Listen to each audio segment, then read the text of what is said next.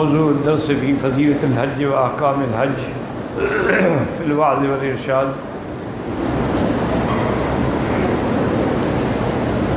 الحمد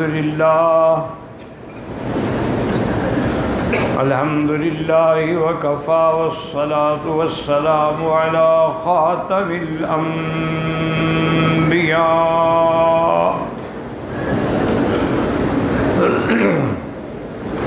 سيدنا وحبيبنا محمد المصطفى وعلى آله المجتبى وأصحابه النجبى. اللهم صل على سيدنا محمد النبي الأمي الهاشمي وعلى آله وأصحابه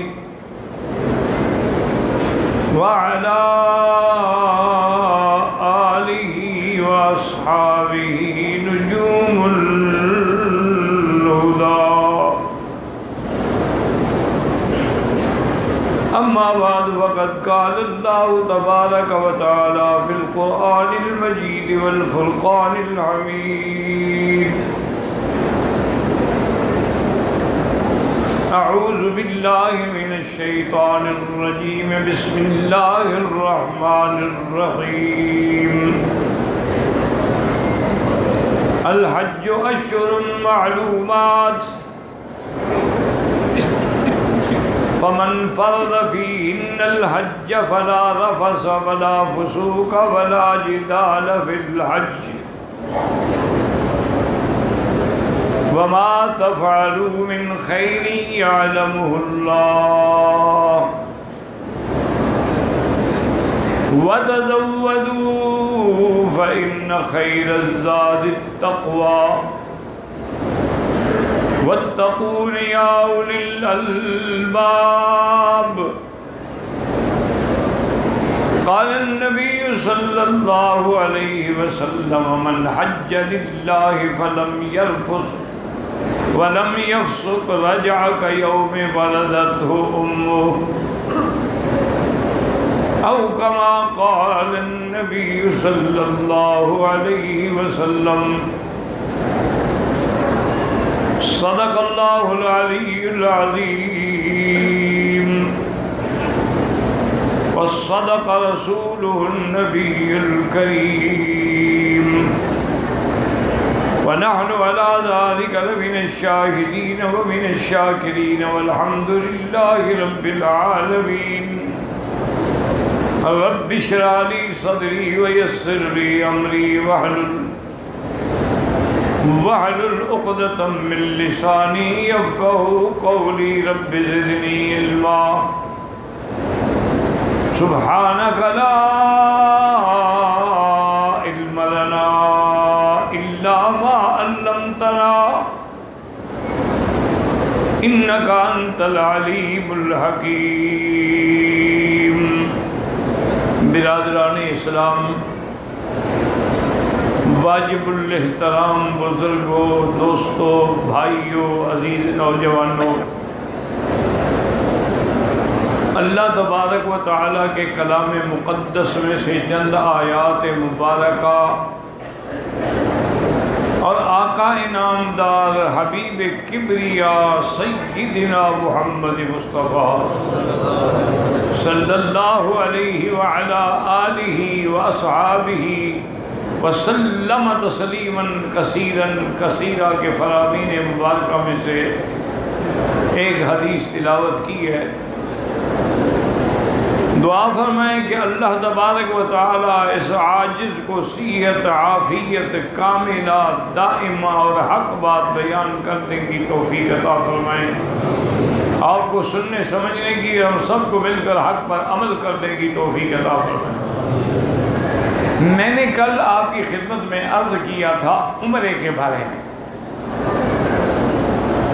اور آسان لفظوں میں عمرہ کیا ہے کہ آدمی غسل کرے، 2 چادریں پہنے، 2 رکعت پڑھے، اس کے بعد سر سے کپڑا اتار دے اور لبیک بعمرۃ لبیک اللہم لبیک کم از کم 3 دفعہ پڑھے. مرد ہے تو زور سے پڑھے اور عورت ہے تو ایسا. لبیک پڑھتے ہوئے اللہ کے کعبے میں آ جائے. اللہ تبارک و تعالیٰ کے کعبے میں آنے کے بعد اپنا کندھا دایاں نکال لے اور طواف جو ہے حجر اسود سے شروع کرے. حجر اسود سے شروع ہوگا اور چکر اسی پہ ختم ہوگا.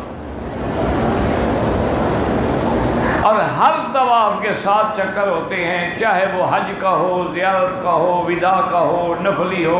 7 چکروں سے کم طواف نہیں ہوتے. جب طواف کے 7 چکر ختم ہو جائے اور طواف کے دوران جب شروع کرے تو بسم اللہ اللہ اکبر وللہ الحمد. اس کے بعد ہر دفعہ اشارہ کرنا ضروری بھی نہیں اور اگر کرے تو منع بھی نہیں. لیکن جب ختم کرے گا تو پھر ضروری ہے اللہ اکبر وللہ الحمد. اب 7 چکر پورے ہونے کے بعد 2 رکعت واجب الطواف پڑھے مقام ابراہیم کے پیچھے. افضل ہے، ورنہ پورے مکے میں پورے حرم میں جہاں جگہ ملے. اب اس نے طواف کر لیا ہے، اب کندھا چھپا لیا، اب تو اس کے ننگے کرنے کی ضرورت نہیں. زمزم کا پانی پیے، بیٹھ کے پیے افضل ہے، کھڑے ہو کے پیے تو جائز ہے. زمزم کا پانی پینے کے بعد پھر حجر اسود کے سامنے آ کے استلام کرے اللہ اکبر وللہ الحمد. اب صفا مروہ کی طرف نکلے. اگر اللہ توفیق دے یاد ہو تو ابدأ کما بدأ به اللہ ان الصفا والمروہ من شعائر اللہ، اور نہ ہو تو بس یہی آیات ہی پڑھتا ہے ان الصفا والمروہ من شعائر اللہ. صفا میں آ کے کھڑے ہو کے دعا مانگے. یہ مقبول جگہ ہے دعا قبول ہونے کی. اور اس کے بعد پھر مروہ کی طرف چلے. درمیان میں جو سبز لائٹیں وہاں تیز تیز چلے. دوڑنے کا حکم نہیں ہے. لوگ یہ دوڑ پڑتے ہیں، یہ بالکل زیادتی ہے، بدعت ہے، ناجائز. صحیح حدیث میں ہے، بی بی ام سلمہ فرماتی ہیں کہ میں دیکھ رہی تھی کہ حضور جب چل رہے تھے تو جب سبز میلین اخضرین کے درمیان میں آئے تو آپ کی چادر مبارک جو ہے نا آگے سے ایسے گھوم رہی تھی، یعنی آپ تیز تیز چل رہے تھے نا. دوڑنے کا حکم نہیں اور عورت کو تیز چلنے کا بھی حکم نہیں. اگر کوئی بیمار ہے، معذور ہے تو ویل چیئر پہ بھی کر سکتا ہے. ابتدا صفا سے کرے گا، مروہ تک 1 چکر، پھر واپس آئے گا تو 2 چکر. یعنی شروع صفا پہ کرے گا، ختم مروہ پہ کرے گا. اس کے بعد افضل یہ ہے کہ سر پہ اس طرح پھروائے. اور اگر مروہ پہ جگہ ملے تو سبحان اللہ افضل ہے اور سنت ہے، ورنہ پورے مکے میں کہیں بھی وہ ہلکا قصر کرا سکتا ہے.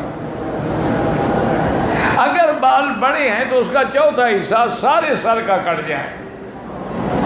یہ جو میرے بھائی ٹک لگا لیتے ہیں 2-3 بال ادھر سے اور 2-3 ادھر سے، دم پڑ جاتی ہے.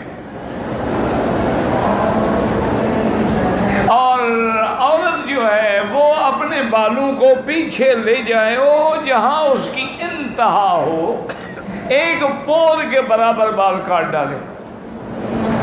وہ اپنے بال خود کاٹ ڈالے یا کوئی اور بہن اس کی کاٹ ڈالے. جب آپ نے طواف کر لیا، صفا مروہ دوڑ لی، بال آپ نے حلق یا قصر کرا لی، اب احرام کھل گیا. یہ تھا عمرہ.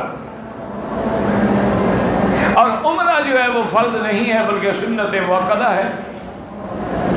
لیکن عمرے کے بھی بہت بڑے فضائل ہیں حدیثوں میں. حتیٰ کہ حضور نے فرمایا کہ اگر کسی کو اللہ رمضان میں توفیق دے عمرہ کرنا دی تعدل کا حجۃ معی، گویا میرے ساتھ اس نے حج کیا ہے.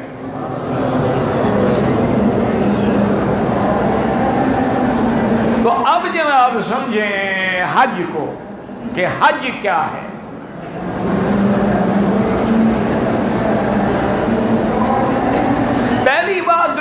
سمجھیں کہ حج جو ہے یہ فرض ہے، یہ رکن اسلام ہے۔ حج تو حضرت آدم علیہ السلام نے بھی کیا ہے اور اللہ کے فرشتے بھی کرتے تھے، لیکن قرآن پاک میں جس کا ذکر ہے وہ سیدنا ابراہیم الخلیل کا ذکر ہے۔ اس کی وجہ یہ ہے کہ حضرت خلیل جو ہے وہ ابو الانبیاء ہیں، انبیاء علیہ السلام کے باپ ہیں، ان کے خاندان میں اللہ نے نبوت و رسالت رکھی ہے۔ اور سیدنا ابراہیم کی اولاد میں حضرت اسحاق ہیں، حضرت اسحاق کی اولاد میں حضرت یعقوب یعنی اسرائیل بنو اسرائیل ہیں، اور حضرت ابراہیم کی اولاد حضرت اسماعیل، حضرت اسماعیل کی اولاد میں محمد الرسول اللہ ہے۔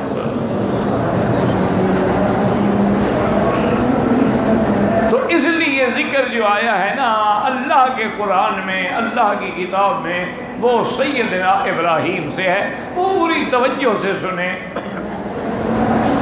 ہر مذہب میں عیدیں ہوتی ہیں، تقریبیں ہوتی ہیں۔ اب دیکھو نا، ہندو ہیں دیوالی مناتے ہیں، ہولی مناتے ہیں، اور بھی ان کے پاس کئی تقاریب ہوں گی، اور عیسائی جو ہیں وہ کرسمس، یہودی ہیں نوروز، یہ تو ان کی بڑی بڑی عیدیں ہیں نا۔ اس کے علاوہ پھر چھوٹی چھوٹی عیدیں، جیسے ہمارے ملک میں رواج ہو گیا کہ یہ 11ویں شریف ہے، یہ 12ویں شریف ہے، یہ عید میلاد ہے۔ اب تو خیر حضور کی بھی مناتے ہیں، اپنے بیٹے کی بھی مناتے ہیں عید میلاد، برتھ ڈے اس کی بھی ہوتی ہے، حضور کی بھی ہوتی ہے۔ انا للہ و انا الیہ راجعون ولا نقول الا لا حول ولا قوة الا باللہ العلی العظیم۔ لیکن اللہ کے گھر میں بیٹھ کے، اللہ کے حرم میں بیٹھ کے میں دعوے سے کہتا ہوں کہ تمام دنیا کے مذاہب کو اکٹھا کریں، ادیان عالم کو اکٹھا کریں، کوئی اپنی عید کا ثبوت نہیں پیش کر سکتا۔ بھائی عیسائی کرسمس مناتے ہیں، کیا ثبوت ہے؟ عیسیٰ علیہ السلام نے کہا تھا۔ آخر کوئی حکم تو ہو نا، انجیل میں ہو، ان کے کسی شاگرد نے کہا ہو۔ حضرت عیسیٰ علیہ السلام نے اپنی طرف سے فرمایا ہو۔ اسی طرح یہودی عید مناتے ہیں، دیوار گریا کے نیچے کھڑے ہو کے، ان کے پاس کوئی ثبوت ہے کہ حضرت عزیر نے فرمایا ہو، حضرت یعقوب نے فرمایا ہو؟ یہ ہم یعنی ایسے نہیں کہہ رہے، چیلنج ہی کرتے ہیں ہم تو، پوری دنیا میں میڈیا ہے، ہر جگہ آواز پہنچ سکتے، ثابت کریں گے کہ کرسمس کا حکم کس نے دیا ہے،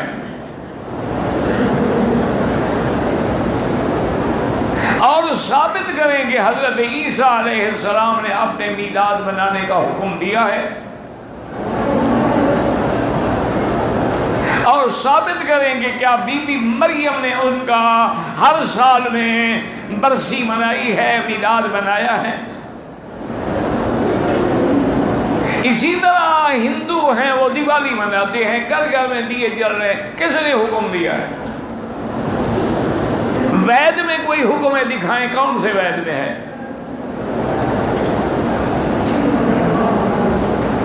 اور اسی طرح وہ ہولی مناتے ہیں، رنگ ڈالتے ہیں، اس کا حکم کس نے دیا ہے؟ اچھا آپ ماشاءاللہ 11ویں شریف مناتے ہیں، اس کا حکم کس نے دیا ہے؟ قرآن نے، حدیث نے، صحابہ نے، اہل بیت نے، اجماع نے، فقہاء نے، محدثین نے، کس نے؟ یہ دلیل تو نہیں ہوتی نا جی کو بزرگ کرتے تھے، یہ تو کافر بھی کہتے ہیں کہ جی ہم بتوں کی پوجا اس لیے کرتے ہیں، انا وجدنا آباءنا، ہم نے دیکھا ہمارے باپ دادا یہ کرتے تھے۔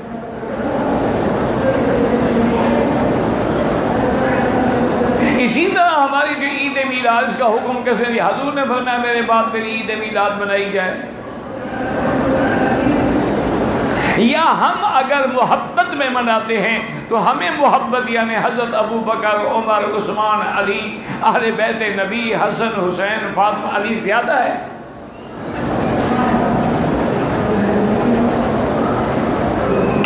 حکم سے ہم کر رہے ہیں۔ اسلام میں یاد رکھ لیں کہ ایک تو عید الفطر ہے، ایک عید الاضحیٰ ہے، ایک جمعہ ہے، ایک حج ہے۔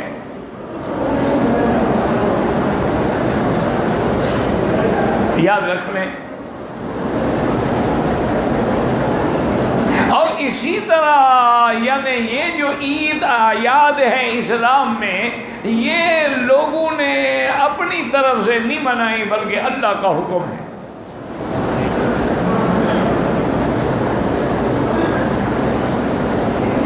اللہ تبارک و تعالی نے سیدنا ابراہیم الخلیل علیہ السلام کو حکم دیا، انہوں نے اللہ کا گھر بنایا، اور جب اللہ کا گھر بن گیا،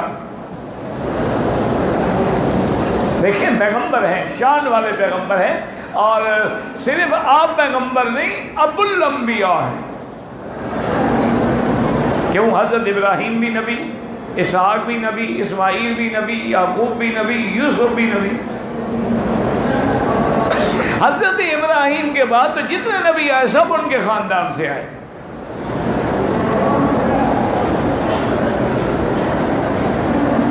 انہوں نے بھی جب اللہ تعالیٰ کا گھر بنایا، اور یہ اللہ کا گھر ایسے نہیں ہے کہ جیسے تم روضہ شریف بنا لیتے ہو، یہ پیران پیر کا روضہ ہے، اور حضرت معین الدین چشتی کا روضہ ہے، اور یہ حضرت نظام الدین کا روضہ ہے، اور یہ سری سکھتی کا روضہ ہے، اور یہ فلاں فرید الدین شکر گنج کا روضہ ہے، یہ حضرت علی ہجویری کا، یہ تو تم نے بنائے ہیں نا، یہ تو انہوں نے بھی حکم نہیں دیا کہ میرے مرنے کے بعد روضہ بنایا جائے۔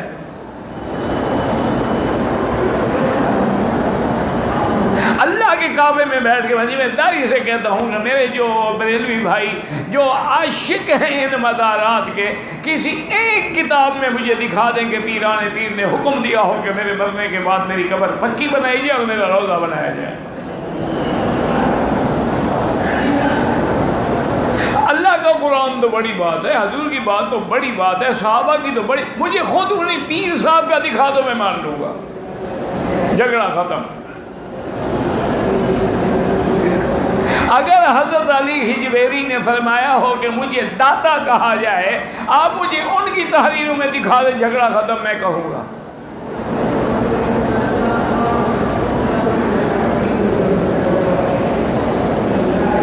تو اس لیے یہ جتنی چیزیں ہیں یہ صرف یعنی نعوذ باللہ ایک دوسرے کی دیکھا دیکھی میں اپنا بنتی آئیں۔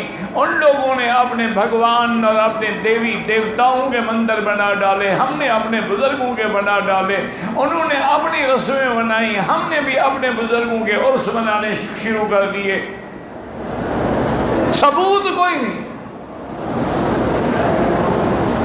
جو بہت زیادہ عاشق ہیں نا، آپ کہتے ہیں نا جی مولوی صاحب عید میلاد پہ حدیثیں پیش کر دیں، ان کو کہیں ایک حدیث یہ بھی پیش کر دیں، حضور نے حکم دیا ہے کہ بزرگوں کے روضے بناؤ۔ اگر کتابوں میں نہیں ہے گھڑ لو، جیسے باقی گھڑی ہوئی ہیں تم نے۔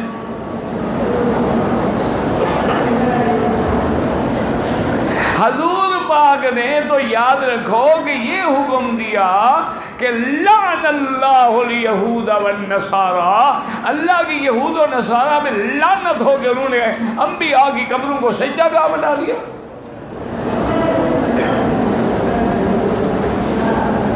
اور آقا انعامدار نے حضرت علی کو بھیجا، حکم دیا کہ علی پہلے سال جب حج فرض ہوا، آپ نے فرمایا میں نہیں جاتا، امیر حج ابو بکر ہیں، لیکن آپ جائیں، اعلان کر دیں کہ آج کے بعد کوئی مشرک اللہ کے حرم میں داخل نہیں ہوگا۔ اور دوسرا یہ فرمایا کہ تم یہ کرو کہ وَلَا قَبْرًا مُشْرِفًا إِلَّا سَوَّيْتَهُ، جتنی قبریں اونچی ہیں سب کو زمین کے برابر کر دو۔ وَلَا تِمْثَالًا إِلَّا مَسَحْتَهُ، اور اگر انہوں نے صورتیں اور تصویریں بنائی ان سب کو دھو ڈالو اور مٹا ڈالو۔ یہ حکم دینے والے نبی ہیں، کرنے والے علی ہیں، تم ہم سے کیوں چڑھتے ہو؟ حکم اللہ کے نبی نے دیا اور قبر حضرت علی نے توڑی ہیں۔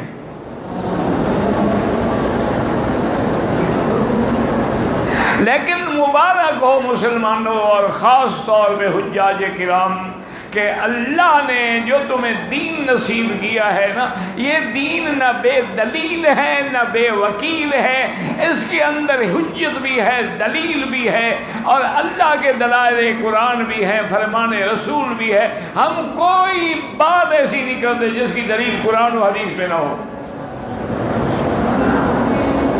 اب دیکھیں جی، آپ حج پہ آئے ہوئے ہیں، تو جب حضرت ابراہیم علیہ السلام نے گھر بنا لیا، اللہ سے دعا کی، ربنا تقبل منا انک انت السمیع العلیم۔ یا اللہ ربنا، ہم دونوں کی محنت کو قبول فرما، ہم نے تیرا حکم تعمیل کیا، قبول فرما، انک انت السمیع العلیم۔ دعاؤں کے سننے والا کون؟ نہیں، سچی بات کرو، کون؟ بھئی دعاؤں کے سننے والا کون ہے؟ داتا یا پیر عبد القادر شیئا للہ، یا معین الدین چشتی مدد کن بگرداب بلا افتاد کشتی۔ حضرت ابراہیم کس سے دعا مانگ رہے ہیں؟ نہیں، حضرت ابراہیم سے پہلے جتنے پیغمبر گزرے ہیں وہ تمہارے پیروں کے برابر بھی نہیں تھے۔ نہ ابا آدم سے مانگی، نہ کسی پیغمبر سے مانگی، نہ کسی پیغمبر کا واسطہ دیا۔ اللہ تجھے آدم کا واسطہ، تجھے شیس کا واسطہ، تجھے ادریس کا واسطہ، تجھے نوح کا واسطہ۔ ربنا تقبل، جب بھی دعا مانگو تو اللہ سے مانگو، جب کسی دوسرے کو ملاتے ہو اللہ فرماتا ہے شرک کر رہے ہو، پھر مجھ سے نہ مانگو، اسی سے جا کے اپنی حاجتیں پوری کروا لو۔ اچھا بھی دعا تو اتنا تھی نا، ربنا تقبل منا، یا رب ہماری محنت قبول، دعا تو اتنی ہے نا۔ لیکن ابراہیم نے آگے عقیدہ بھی سمجھا دیا کہ انک انت السمیع العلیم، یا اللہ سننے والا کون؟ اچھا آگے کیا کہا؟ اور جاننے والا کون؟ کہ ہم نے تیرا گھر رضا سے، اخلاص سے، صدق نیت سے تیرے حکم کی تعمیل میں بنایا ہے یا لوگوں کو دکھاوے کے لیے بنایا ہے؟ آپ جانتے ہیں انک انت السمیع العلیم۔ اور شان ابراہیم دیکھیں، ربنا وجعلنا مسلمین لک ومن ذریتنا امۃ مسلمۃ لک وارنا مناسکنا وتب علینا انک انت التواب الرحیم۔ اللہ کا گھر بنا کے کس نے دعا مانگی؟ کعبہ مانگ کے دینے والا ابراہیم، اور محمد مصطفیٰ مانگ کے دینے والا کون؟ وہ کس نے مانگا اللہ سے؟ ربنا وبعث۔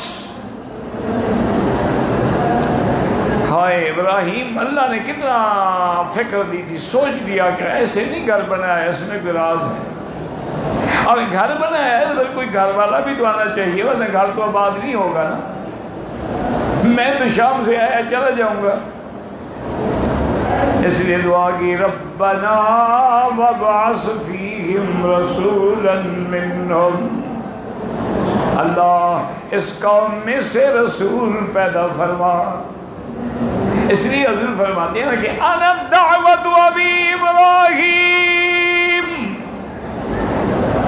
میں اپنے ابے کی دعا ہوں، و وبشارت اخی عیسیٰ، اور اپنے بھائی عیسیٰ کی خوشخبری ہوں، ورؤیا امی التی رأت، اور اپنی اماں کا خواب ہوں، انہوں نے میرے پیدائش سے پہلے خواب دیکھا تھا، اور حضور نے فرمایا ھکذا یرینا امہات الانبیاء، اللہ انبیاء کی ماؤں کو ایسے پہلے پہلے خواب دکھلاتے ہیں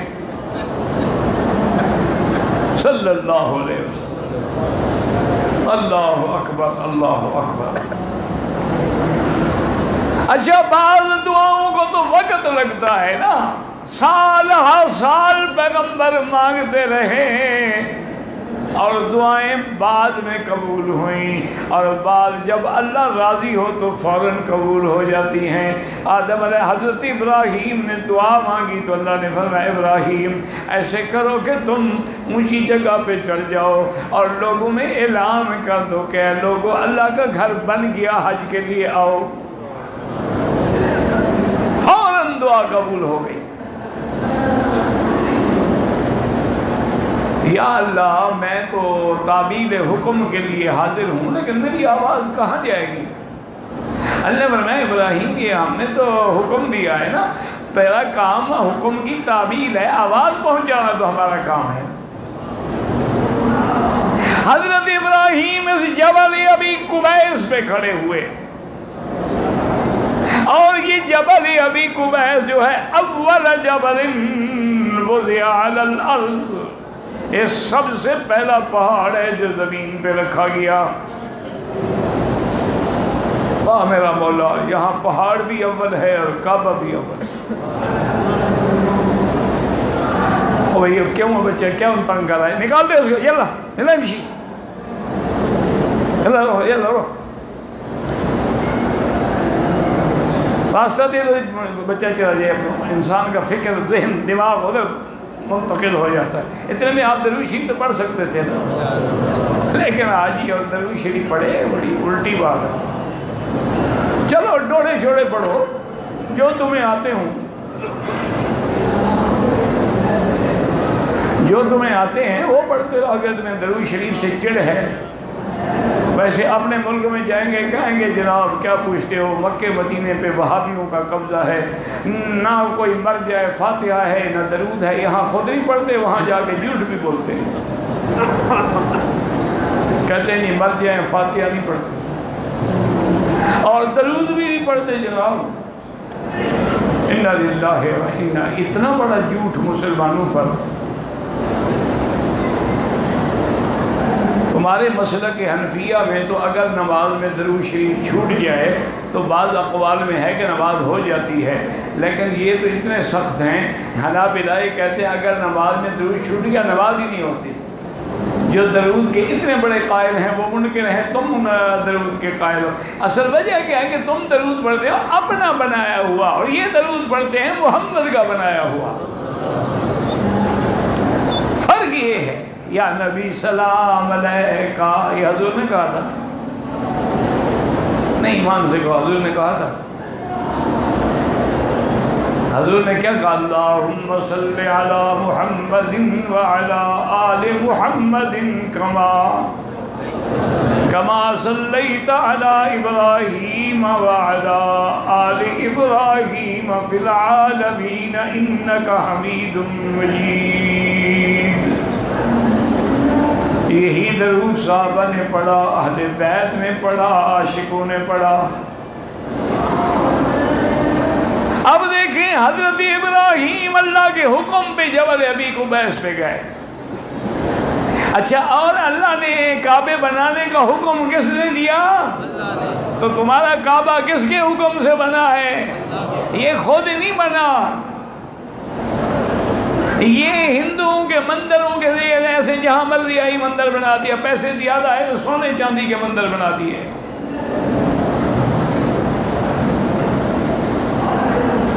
اور پیسے کم ہوئے تو کچی مٹی کا اور دیواروں کا بنا دیا۔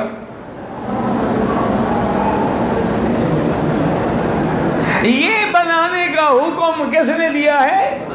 وَإِذْ يَرْفَعُ إِبْرَاهِيمُ الْقَوَاعِدَ مِنَ الْبَيْتِ وَإِسْمَاعِيلُ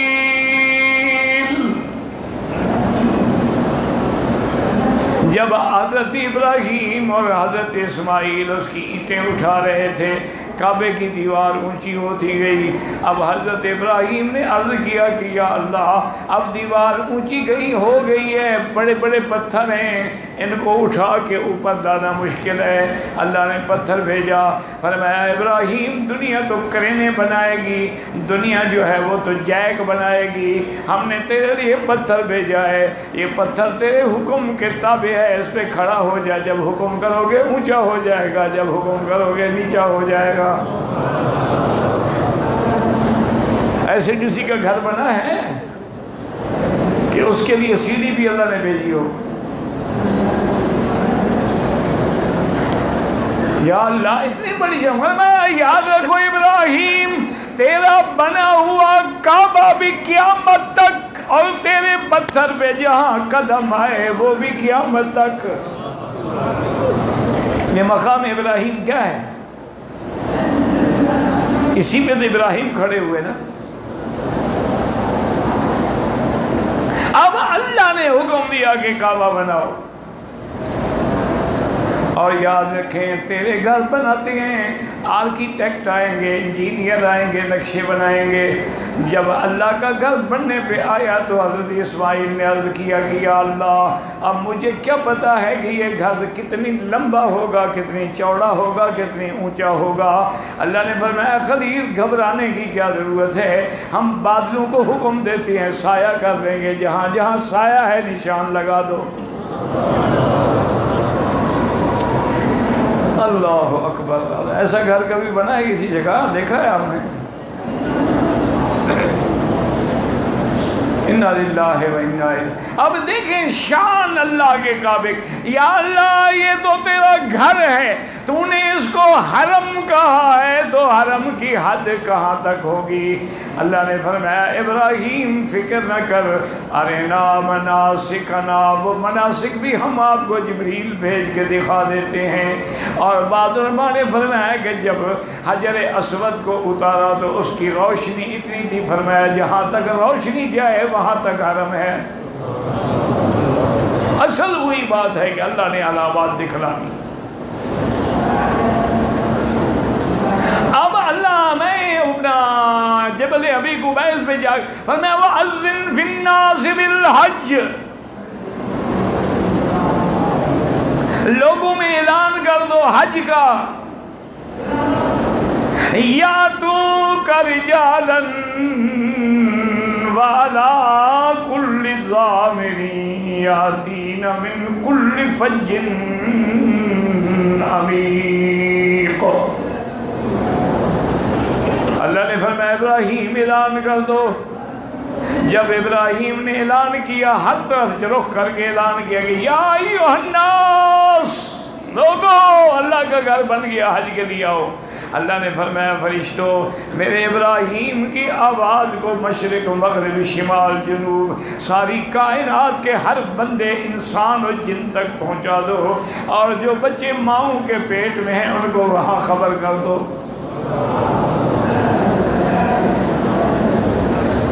اللہ اکبر اللہ۔ اور بعض علماء نے لکھا ہے کہ جب آواز آئی تو بعض لوگوں نے لبیک بھی کہا، حاضر یا اللہ۔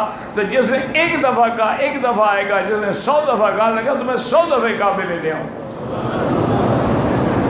بعض عاشق تھے نا، لبیک لبیک لبیک کہتے گئے، جتنا کہتے گئے اتنا حاضری لکھواتے گئے اللہ کے ہاں۔ اور اللہ نے فرمایا تو رجالا، لوگ پیدل بھی آئیں گے، وَعَلَىٰ كُلِّ ضَامِرٍ، اور اونٹنیوں پہ آئیں گے جو چلتی چلتی چلتی دبلی ہو جائیں گی۔ زمین کے ہر کونے سے لوگ آئیں گے، اور اللہ نے پیدل کو مقدم کیا ہے، اس لیے علماء نے استدلال کیا ہے کہ پیدل حج کرنا جو ہے وہ سب سے افضل ہے۔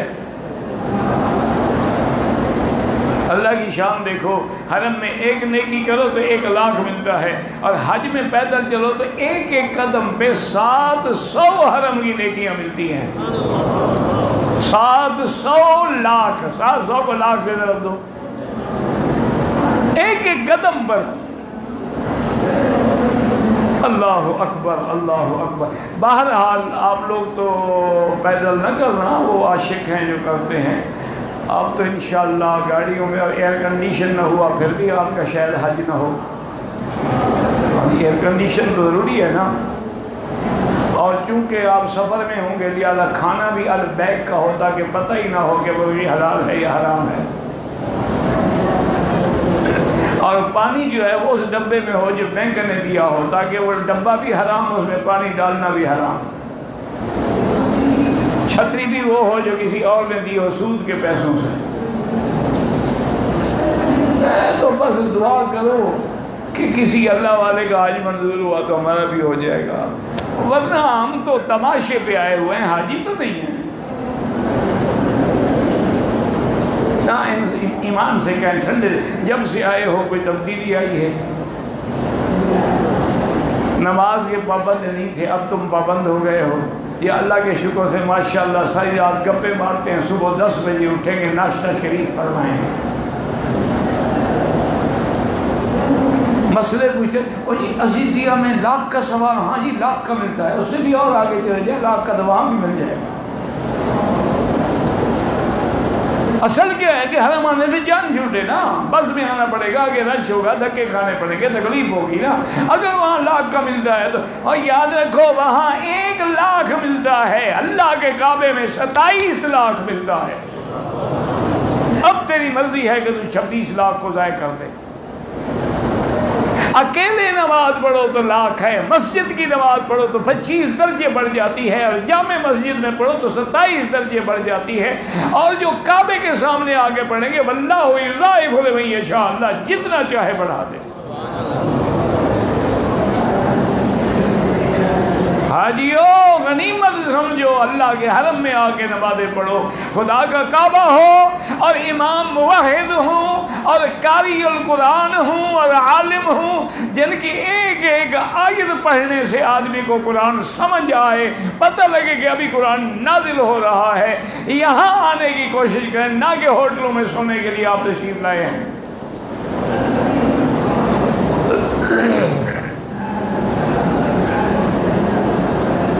تو اب یاد رکھیں کہ کعبہ ہمارے ہاں جو ہے یہ ہم نے بنایا ہے، یہ اللہ کے حکم سے بنا ہے۔ اچھا ہم نماز کدھر پڑھتے ہیں اور اس سے پہلے کدھر پڑھتے تھے؟ بھائی کعبۃ اللہ سے پہلے نمازیں کدھر ہوتی تھیں؟ بیت المقدس بھی مقدس ہے لفظ، تو وہاں حضور پاک نے یہاں مکے کی زندگی میں سب نمازیں ادھر پڑھی ہیں، اور مدینہ منورہ جانے کے بعد بھی 17 مہینے نمازیں ادھر پر، پھر اللہ نے حکم دیا کہ کعبہ ابراہیمی کی طرف آپ اپنے رخ کو کر لیں۔ تو بہرحال وہ بھی اللہ کا حکم تھا، یہ بھی اللہ کا حکم تھا، مسلمان اپنی طرف سے کوئی حکم نہیں کرتا۔ اچھا اب کعبہ بھی اللہ کے حکم سے، اور حج کا حکم کس نے دیا ہے؟ ہاں جی اچھا جب کر رہے ہیں فرمایا نا میں مہینے بھی بدلا دیتا ہوں، الحج اشہر معلومات،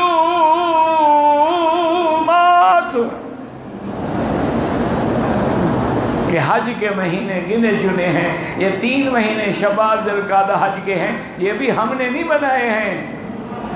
جیسے دسمبر کے کرسمس مناتے ہو تو تم نے بنائی ہے، جیسے 12ویں کو میلاد شریف مناتے ہو تو تم نے بنایا ہے، یہ ہم نے نہیں بنایا، اللہ نے حکم دیا کہ حج کے کتنے مہینے ہیں۔ تو اللہ کے گھر کے بنانے کا حکم بھی اللہ نے دیا، حج کا حکم بھی اللہ نے دیا، اور حج کے مہینے مقرر کس نے کیے؟ اور ساتھ یہ بھی فرما دیے کہ من فرض فیہن الحج، جس پہ حج فرض ہو جائے فلا رفث ولا فسوق ولا جدال فی الحج۔ اچھا اگر ہم مکے میں آئے طواف کریں گے، طواف کا حکم کس نے دیا؟ وَلْيَطَّوَّفُوا بِالْبَيْتِ الْعَتِيقِ، اس کا حکم کس نے دیا ہے؟ اچھا جی طواف کے بعد کیا کریں گے؟ طواف کے بعد کیا دوڑتے ہو؟ ہاں جی وہ ہم اپنے شوق سے دوڑتے ہیں، یا چونکہ بی بی صاحبہ دوڑی تھی تو لہذا ہم بی بی صاحبہ کے دوڑنے نہیں، وہ اللہ نے قرآن میں حکم کر دیا کہ ان الصفا والمروۃ من شعائر اللہ. یہ حکم کس نے دے دیا ہے؟